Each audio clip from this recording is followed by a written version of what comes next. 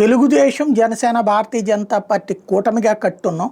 ఇప్పటికే మన మధ్యన పోటీ ఉంది.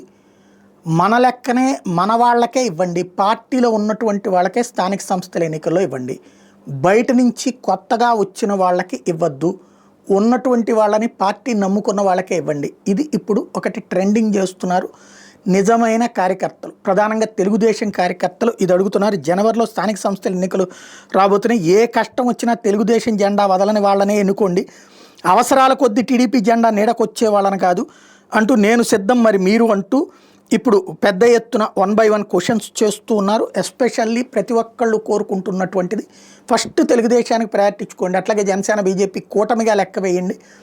బయట నుంచి మొన్న భయపడినో లేకపోతే తమ అవినీతిని కవర్ చేసుకోవడానికో వైసీపీ నుంచి వచ్చినటువంటి వాళ్ళని ఇవ్వద్దు. క్రిందటిసారి జగన్ చేసిన తప్పు మీరు చెయ్యొద్దు అని చెప్తున్నారు. జగన్ చేసిన తప్పు ఏంటంటే ఎమ్మెల్యేలకు అప్పచెప్పేసేటప్పుడు వాళ్ళు ఏకగ్రీవాలు చేయించేశారు. ఆ ఏకగ్రీవాల కోసమని డబ్బు ఉన్నటువంటి వాడు, పార్టీతో సంబంధం లేనివాడు, పార్టీ సిద్ధాంతాలు సంబంధం లేనటువంటి వాడు, ఎమ్మెల్యేలకు విధేయులు అయినటువంటి వాళ్ళని తెచ్చిపెట్టేశారు. చివరికి అది కాస్త వాళ్ళకి ఎవరికి పార్టీ మీద ఇంట్రెస్ట్ ఉండదు. ఫలితమే ఇప్పుడు ఏ ఉద్యమానికి పిలుపునిచ్చినా జగన్ ఎవడూ పట్టించుకోవట్లేదు. లేకపోతే ఇవాళ ఉన్నటువంటి ప్రతి పంచాయతీ దాదాపు 80% పంచాయతీలు వైసీపీ చేతిలోనే ఉన్నాయి. 100% కార్పొరేషన్లు వైసీపీ చేతిలోనే ఈ మధ్యన 2-3 పక్కకు పోయినట్టు. అలాగే జిల్లా పరిషత్తులు 100కు 100% ఉన్నటువంటి, మండల పరిషత్తులు 80% ఉన్నటువంటి, కానీ పెద్దగా ఎవడూ రావట్లేదు బయట. ఏది ప్రజాప్రతినిధులు అయ్యుండి ఆ పరిస్థితి రాకుండా ఉండాలంటే పార్టీ విధేయులకే సీట్లు ఇవ్వండి అని చెప్తున్నారు.